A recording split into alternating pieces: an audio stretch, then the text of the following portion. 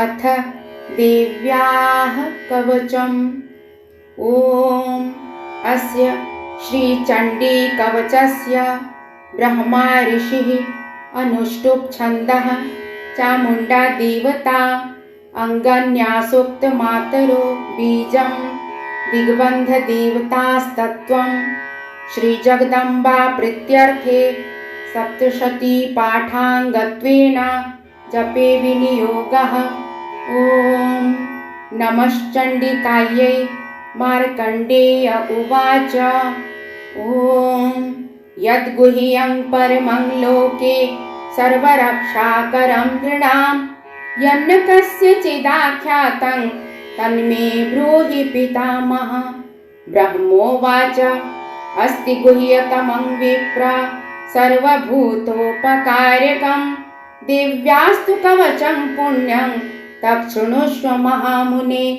प्रथमं शैलपुत्री च द्वितीयं ब्रह्मचारिणी तृतीयं चन्द्रघण्टेति कूष्माण्डेति चतुर्थकं पञ्चमं स्कन्दमातेति षष्ठं कात्यायनेति च सप्तमं कालरात्रीति महागौरीति चाष्टमं नवमं सिद्धिदात्री च नवदुर्गाः प्रकीर्तिताः उक्तान्येतानि नामानि ब्रह्मणैव महात्मना।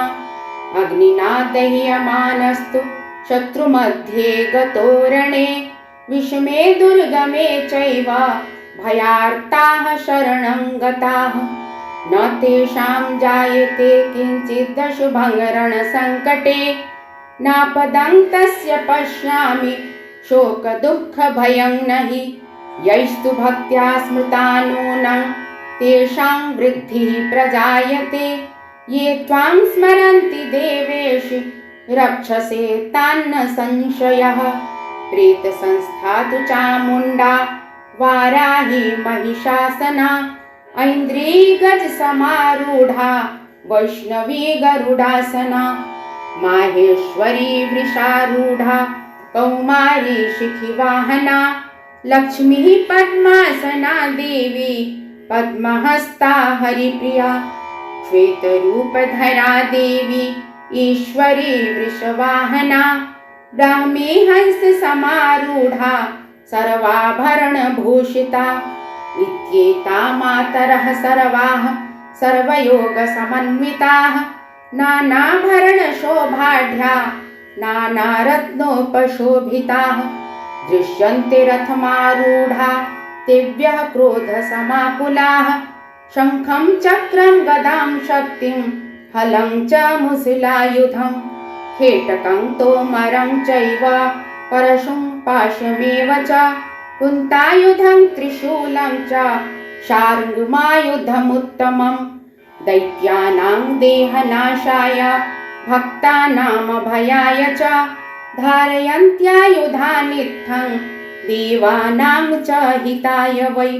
नमस्तेस्तु महारौद्रे महाघोरपराक्रमे महाबले महोत्साहे महाभयविनाशिनि त्राहि मां देवि दुष्प्रेक्षे शत्रूणां भयवर्धिनि प्राच्यां रक्षतु मामैन्द्री आग्नेयामग्निदेवता दक्षिणेवतु वाराहि नैऋत्यां खड्गधारिणी प्रतीच्यां वारुणी रक्षेत् वायव्यां मृगवाहिनी उदित्यां पातु कौमारी ऐशान्यां शूलधारिणी ऊर्ध्वं ब्रह्माणि मे रक्षेत् ततस्ताद्वैष्णवी तथा एवं दश दिशो रक्षेत् चामुण्डा शववाहना जया मे चाग्रतः पातु विजया पातु पृष्ठतः अजिता वां पार्श्वे तु दक्षिणे चापराजिता शिखामुद्योतिनी रक्षेतु मामूर्ध्नि व्यवस्थिता मालाधरी ललाटे च भ्रुवौ रक्षेतु यशस्विनी त्रिनेत्रा च भ्रुवोर्मध्ये यमघण्टा च नासिके शङ्खिनी चक्षुषोर्मध्ये श्रोत्रयोर्द्वारवासिनी कपोलौ कालिका रक्षेत् कर्णमूले तु शाङ्करी नासिकायां सुगन्धा च उत्तरोष्ठे च चर्चिका अधरे चामृतकला जिह्वायां च सरस्वती दन्तान् रक्षतु कौमारी कण्ठदेशे तु चण्डिका घण्टिकां चित्रघण्टा च महामाया च तालुके कामाक्षी चिबुकं रक्षेत् वाचं मे सर्वमङ्गला ग्रीवायां भद्रकाली च पृष्ठवंशे धनुर्धरी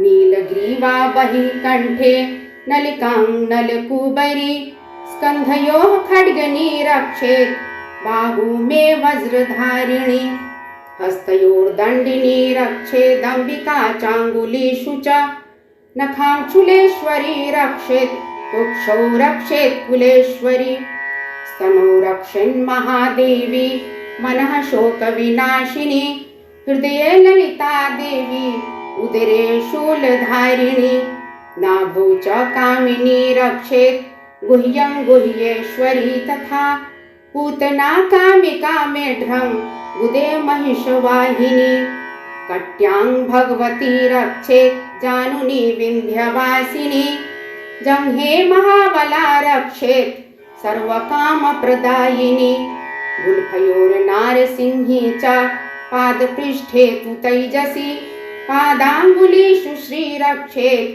पादाधस्तलवासिनी नखान्दंष्ट्राकराली च केशांश्चैवोर्ध्वकेशिनी रोमकूपेषु कौबेरी त्वचं वागीश्वरी तथा रक्तमज्जावसा मांस्यानस्थिमेदांसि पार्वती अन्त्राणि कालरात्रिश्च पित्तं च मुकुटेश्वरी पद्मावती पद्मकोशे कफे चूडामणिस्तथा ज्वालामुखी नखज्वालामभेद्या सर्वसन्धिषु शुक्रं ब्रह्माणि मे रक्षेत् छाया छत्रेश्वरी तथा अहङ्कारं मनोबुद्धिं रक्षेन्मे धर्मधारिणी प्राणापानौ तथा व्यानामुदानं च समानकं वज्रहस्ता च मे रक्षेत् प्राणं कल्याणशोभना रसे रूपे च गन्धे च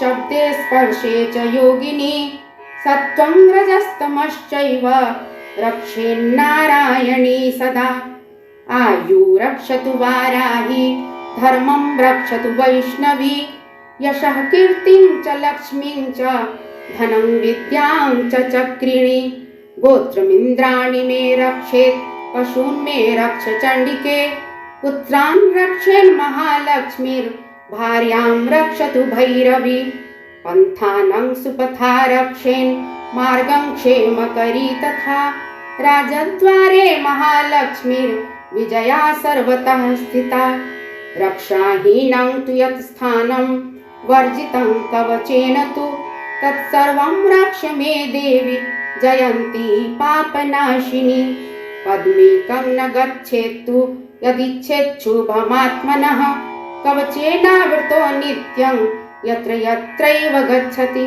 तत्र तत्रार्थलाभश्च विजयः सार्वकामिकः यं यं चिन्तयते कामं तं तं प्राप्नोति निश्चितं परमैश्वर्यमतुलं प्राप्स्यते भूतले पुमान् निर्भयो जायते मर्त्यः सङ्ग्रामेष्वपराजितः त्रैलोक्ये तु भवेत् पूज्यः कवचेनावृतः पुमान् इदं तु देव्याः कवचं देवानामपि दुर्लभं यः पठेत् प्रयतो नित्यं त्रिसन्ध्यं श्रद्धयान्वितः दैवी कला भवेत् तस्य त्रैलोक्येष्वपराजितः जीवेद् वर्षशतं साग्रामपमृत्यो विवर्जितः नश्यन्ति व्याधयः सर्वे लूता विस्फोटकादयः स्थावरं जङ्गमं चैव कृत्रिमं चापि यद्विषम् अभिचाराणि सर्वाणि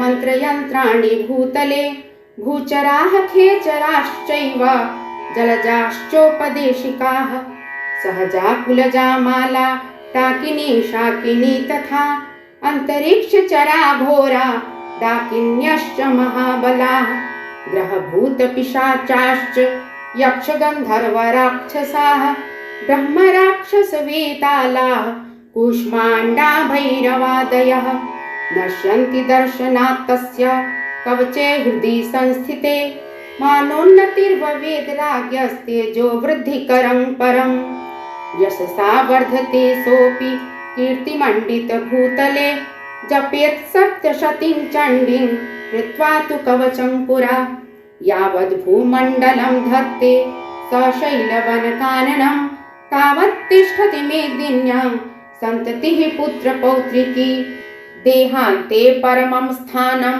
यत्सुरैरपि दुर्लभं प्राप्नोति पुरुषो नित्यं महामाया प्रसादतः लभते परमं रूपं शिवेन सह मोदते।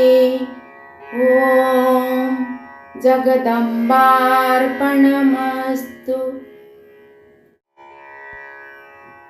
अथ अर्गलास्तोत्रम्। ॐ अस्य श्री अर्गलास्तोत्रमन्त्रस्य विष्णुर्ऋषिः अनुष्टुप् छन्दः श्री महालक्ष्मीर्देवता श्री जगदम्बा प्रीतये सप्तशती पाठाङ्गत्वेन जपे विनियोगः। ॐ नमश्चण्डिकायै। मार्कण्डेय उवाच ॐ जयन्ती मङ्गला काली भद्रकाली कपालिनी दुर्गा क्षमा शिवा धात्री स्वाहा स्वधा नमोऽस्तुते। जय त्वं देवी चामुण्डे जय भूतार्तिहारिणि जय सर्वगते देवी कालरात्रि नमोऽस्तुते। मधुकैटभविद्रावि विधात्री वरदे नमः। रूपं देहि जयं देहि यशो देहि जुषो जहि। महिषासुरनिर्नाशि भक्तानां सुखदे नमः। रूपं देहि जयं देहि यशो देहि जुषो जहि। रक्तबीजवधे देवी चण्डमुण्डविनाशिनि रूपं देहि जयं देहि यशो देहि जुषो जहि। शुम्भस्यैव निशुम्भस्य धूम्राक्षस्य च मर्दिनि रूपं देहि जयं देहि यशो देहि जुषो जहि। वन्दिताङ्घ्रियुगे देवी सर्वसौभाग्यदायिनि रूपं देहि जयं देहि यशो देहि जुषो जहि। अचिन्त्यरूपचरिते सर्वशत्रुविनाशिनि रूपं देहि जयं देहि यशो देहि जुषो जहि। नतिभ्यः सर्वदा भक्त्या चण्डिके दुरितापहे रूपं देहि जयं देहि यशो देहि जुषो जहि। स्तुवद्भ्यो भक्तिपूर्वं त्वां चण्डिके व्याधिनाशिनि रूपं देहि जयं देहि यशो देहि जुषो जहि। चण्डिके सततं ये त्वामर्चयन्तीह भक्तितः रूपं देहि जयं देहि यशो देहि जुषो जहि। देहि सौभाग्यमारोग्यं देहि मे परमं सुखं रूपं देहि जयं देहि यशो देहि जुषो जहि।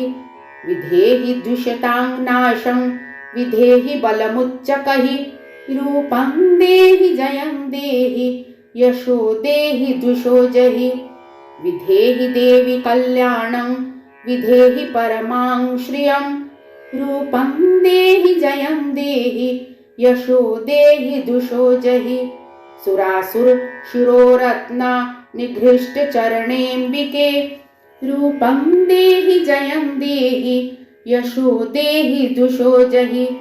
विद्यावन्तं यशस्वन्तं लक्ष्मीवन्तं जनं कुरु रूपं देहि जयं देहि यशो देहि जुषो जहि। प्रचण्डदैत्यदर्पघ्ने चण्डिके प्रणताय मे रूपं देहि जयं देहि यशो देहि जुषो जहि। चतुर्भुजे चतुर्वक्त्र संस्तुते परमेश्वरि रूपं देहि जयं देहि यशो देहि जुषो जहि। कृष्णेन संस्तुते देवी शश्वद्भक्त्या सदाम्बिके रूपं देहि जयं देहि यशो देहि दुषो जहि हिमाचलसुतानाथ संस्तुते परमेश्वरि रूपं देहि जयं देहि यशो देहि दुषो जहि इंद्राणीपति सद्भाव पूजिते परमेश्वरि रूपं देहि जयं देहि यशो देहि दुषो जहि देवी प्रचंड दुर्दंड दैत्यदर्प विनाशिनी रूपं देहि जयं देहि यशो देहि दुषो जहि देवी भक्त जनोद्दाम दत्तानंदोदयेम्बिके रूपं देहि जयं देहि यशो देहि दुषो जहि पत्नीं मनोरमां देहि मनोवृत्तानुसारिणीं तारिणीं दुर्गसंसार सागरस्य कुलोद्भवाम् इदं स्तोत्रं पठित्वा तु महास्तोत्रं पठेन्नरः स तु सप्तशती संख्या वर्माप्नोति सम्पदाम्। ॐ जगदम्बार्पणमस्तु। अथ कीलकम्। ॐ अस्य श्रीकीलकमन्त्रस्य शिवऋषिः अनुष्टुप् छन्दः श्रीमहासरस्वती देवता श्रीजगदम्बा प्रीत्यर्थं सप्तशती पाठाङ्गत्वेन जपे विनियोगः। ॐ नमश्चण्डिकायै। मार्कण्डेय उवाच।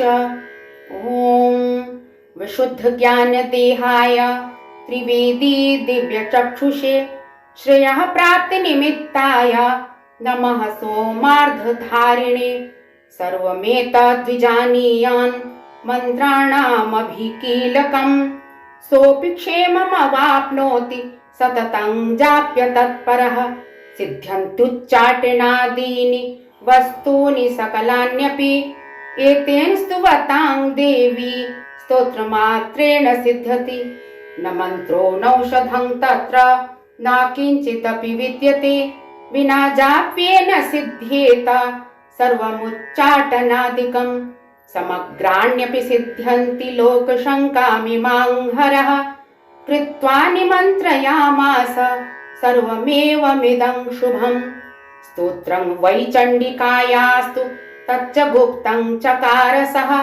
समाप्तिर्न च पुण्यस्य तां यथावन्नियन्त्रणाम् सोऽपि क्षेममवाप्नोति सर्वमेवं न संशयः कृष्णायां वा चतुर्दश्यामष्टम्यां वा समाहितः ददाति प्रतिगृह्णाति नान्यथैषा प्रसीदति इत्थं रूपेण कीलेन महादेवेन कीलितं यो निष्किलां विधायैनां नित्यं जपति संस्फुटं स सिद्धः स गणः सोऽपि गन्धर्वो जायते नरः न चैवाप्यटतस्तस्य भयं क्वापीह जायते नापमृत्युवशं याति मृतो मोक्षमवाप्नुयात् ज्ञात्वा प्रारभ्य कुर्वीत न कुर्वाणो विनश्यति ततो ज्ञात्वैव सम्पन्नमिदं प्रारभ्यते बुधैः सौभाग्यादि च यत्किञ्चित्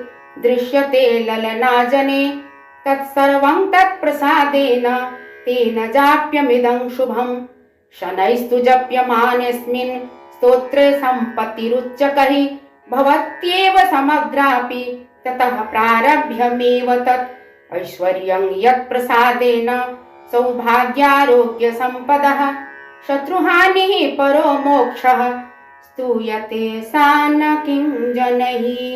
ॐ जगदम्बार्पणमस्तु।